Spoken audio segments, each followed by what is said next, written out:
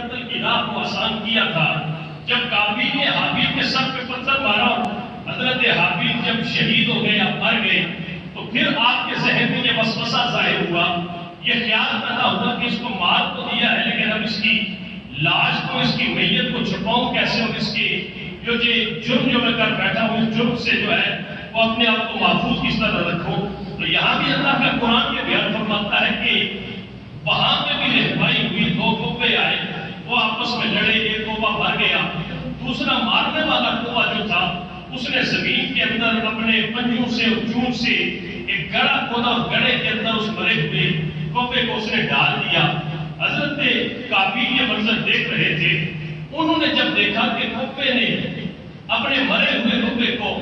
زمین کے اندر کس طرح دفن کیا ہے، تو وہاں پہ قابیل نے بھی پھر اسی طرح زمین کے اندر گڑھا کھودنے کے بعد اپنے بھائی کو وہاں پہ دفن کر کے حضرت حابیل کی میت اور ان کی لاش کو چھپا دیا۔ یہ اللہ قرآن میں یہ واقعہ بیان فرما رہا ہے، لیکن ساتھ اللہ یہ واقعہ بیان فرما کے ہماری رہنمائی ادھر فرما رہے ہیں کہ حضرت حابیل اور قابیل کا جو آپس میں اختلاف ہوا وہ صرف ایک حسد کی بنیاد پہ تھا کہ میری جو بہن ہے وہ خوبصورت ہے، حابیل کی بہن اتنی خوبصورت نہیں ہے، میرا نکاح جب حابیل کی بہن سے ہو جائے گا، حابیل کا نکاح جب میری بہن سے ہو جائے گا، تو وہاں قابیل کے دل میں ایک حسد پیدا ہوا، جس حسد کے آنے کی وجہ سے اس نے اتنا بڑا قدم اٹھایا کہ اس نے اپنے بھائی کو قتل کرنے کے بعد اتنا بڑا جو ہے وہ گناہ کبیرہ کا وہ مرتکب ہو جاتا ہے۔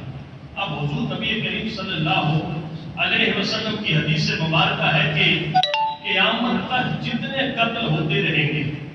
ان قتلوں کا گناہ حضرت قابیل کو بھی ملتا رہے گا۔ اب دیکھیں دنیا کے اندر قیامت تک کتنے ارب ہا خرب ہا انسان قتل ہو، لیکن ہر قتل ہونے والے کا گناہ جو ہے وہ قابیل کو ملتا ہے، آج بھی ملتا ہے، اور اللہ کے محبوب نے فرمایا کہ قیامت تک اسے ملتا رہے گا، اس لیے کہ قتل ایک گناہ ہے، اور اس قتل کی بنیاد جو ہے وہ قابیل نے رکھی تھی۔ جب تک کائنات کے اندر یہ گناہ ہوتا رہے گا، اس گناہ کا جو حصہ ہے وہ قابیل کو قیامت تک جو ہے وہ ملتا رہے گا۔ اس لیے اللہ کے محبوب کریم صلی اللہ علیہ وسلم نے فرمایا کہ اگر کوئی انسان اچھا کام کر کے اس دنیا سے جاتا ہے تو جب تک وہ اچھا کام دنیا کے اندر ہوتا رہے گا اس وقت تک اس انسان کو اللہ اس کا اجر و ثواب عطا فرماتا رہے گا، اور اگر کوئی شخص برا کام کر کے اس دنیا سے جاتا ہے تو جب تک وہ برائی کا کام ہوتا رہے گا اس انسان کو قیامت تک اس برائی سے حصہ ملتا رہے گا۔ یعنی آپ چھوٹی سی برائی کا ایک عمل کرتے ہیں، چھوٹا سا ایک اچھائی کا عمل کرتے ہیں، لیکن اللہ کے محبوب کریم صلی اللہ علیہ وسلم نے یہ فرمایا ہے کہ انسان جب چھوٹا سا برائی کا عمل کرتا ہے، اللہ کے محبوب نے فرمایا کہ جب تک وہ برائی ہوتی رہے گی اس انسان کو اس برائی کا حصہ ملتا رہے گا۔ ساتھ ہی اللہ کے محبوب نے فرمایا کہ اگر کوئی شخص چھوٹا سا جو ہے وہ نیکی کا کام کر دیتا ہے،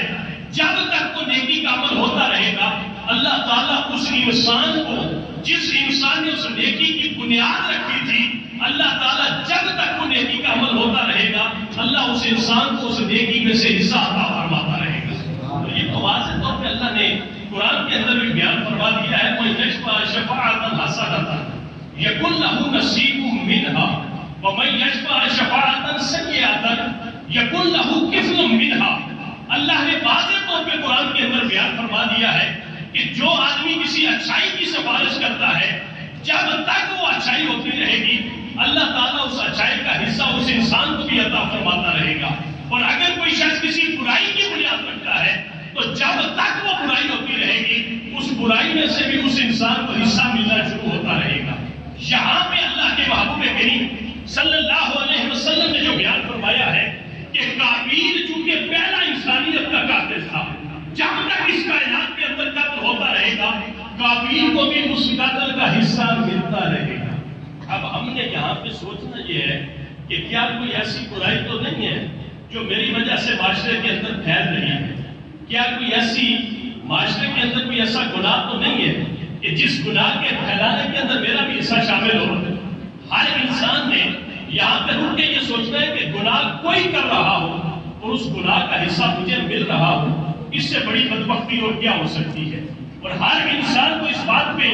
خوشی محسوس کرنی چاہیے کہ نیکی کا عمل کوئی کر رہا ہو اور اس کا ثواب اللہ آپ کو بھی عطا فرما رہا ہو، اس سے بڑھ کے انسان کی خوش نصیبی کے لیے اور کیا اللہ کی طرف سے نام ہو سکتا ہے؟ اسی لیے اللہ کے محبوب کریم صلی اللہ علیہ وسلم نے فرمایا من شر الناس منزلۃ عند اللہ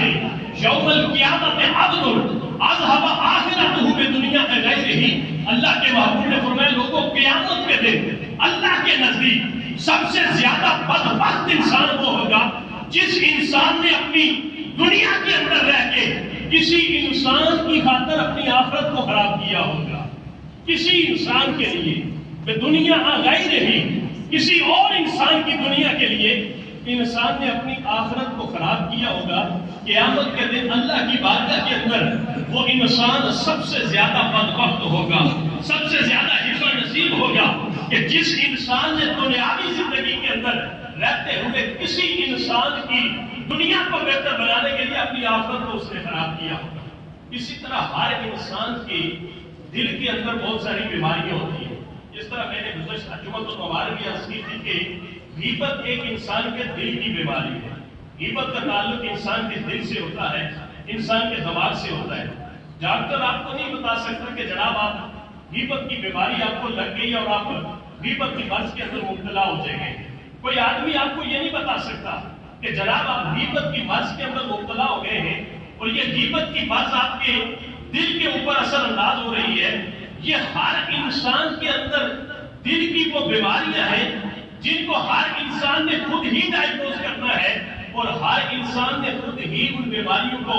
ختم کرنے کے لیے کوشش کرنی ہے۔ اللہ انسان کو توفیق عطا فرماتا ہے اور انسان ہدایت کی طرف چل پڑتا ہے۔ اسی طرح غیبت کے بعد جو دوسری بیماری ہے جو انسان کے لیے سب سے زیادہ خطرناک ہے وہ حسد کی بیماری ہے۔ وہ کون سی بیماری ہے؟ حسد کی بیماری ہے۔ حسد ہوتا کیا ہے؟ ایک آدمی کو آپ دیکھتے ہیں اللہ نے اس کو بڑی دولت دے رکھی ہے، آپ خواہ خواہ اس بندے کی دولت کو دیکھ کے اپنے دل کے اندر پریشانی لے کے آ جاتے ہیں، یار اتنی دولت اس کو کیوں مل گئی ہے، اتنی دولت اس کے پاس کیوں آ گئی ہے۔ کسی انسان کو اللہ نے شہرت دے دی ہے، آپ خواہ خواہ اس انسان کی شہرت کو دیکھ کے اپنے دل کے اندر جو ہر وقت ایک پریشانی لاحق کر دیتے ہیں اور یہ کہتے ہیں کہ اس انسان کو اتنی شہرت نہیں ملنی چاہیے، یہ انسان اس کے قابل نہیں ہے، یہ اس کے پاس یہ نہیں ہونا چاہیے۔ اس کو کہا جاتا ہے یہ حسد کی بیماری ہے جو انسان کے دل کو لگتی ہے اور پھر اس کے اتنے بڑے نقصانات ہیں کہ جن نقصانات کا انسان کو اس دنیا کے اندر بھی جو ہے وہ خسارہ اٹھانا پڑتا ہے اور قیامت کے دن بھی اس کا خسارہ انسان کو اٹھانا پڑے گا۔ اب اللہ کے محبوب کریم صلی اللہ علیہ وسلم نے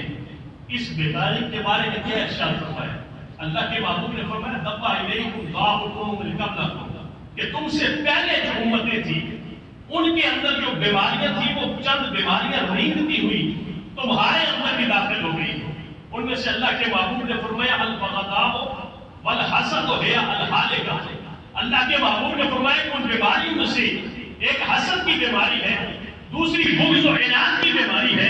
جو پہلی امتوں میں بھی موجود تھی اور وہ رینگتی ہوئی تمہارے دلوں کے اندر بھی وہ بیماری داخل ہو چکی ہے۔ اب اللہ کے محبوب نے فرمایا یاد رکھو ہے الهالكة، یہ ایسی بیماری ہے جس سے انسان ہالکا ہو جاتا ہے، سر اس کا موڑا ہو جاتا ہے۔ اللہ کے محبوب خود فرماتے ہیں لا اقول تحلق الشعر ولکن تحلق الدین، اس سے مراد بالوں کا حلق نہیں ہے، اس سے مراد انسان کے دین کا موڑا ہو جانا ہے۔ انسان نماز پڑھتا ہے، عبادت کرتا ہے، ریاضت کرتا ہے، نیکی کے کام بھی کرتا ہے، حج کرتا ہے، زکاتیں دیتا ہے، صدقہ و خیرات کرتا ہے، قرآن کی تلاوت کرتا ہے، ذکر و اذکار کرتا ہے، لیکن اللہ کے محبوب نے فرمایا کہ اگر اس کے دل کے اندر حسد موجود ہے تو اللہ تعالیٰ اس کی ساری بیماریوں کو اس حسد کی وجہ سے اللہ ظاہر فرما دیتا ہے۔ اور اللہ کے محبوب نے ایک مثال بیان فرمائی ہے، اللہ کے محبوب نے فرمایا ایاکم والحسد، اے لوگوں حسد سے بچو، فإن الحسد یأکل الحسنات کما تأکل النار الحطب۔ اللہ کے محبوب نے فرمایا لوگوں حسد کی بیماری سے بچو، اس لیے کہ یہ حسد تمہاری نیکیوں کو اس طرح کھا جاتا ہے جس طرح لکڑی کو آگ میں پھینکو تو آگ لکڑی کو کھا جاتی ہے، اسی طرح انسان کا حسد انسان کی نیکی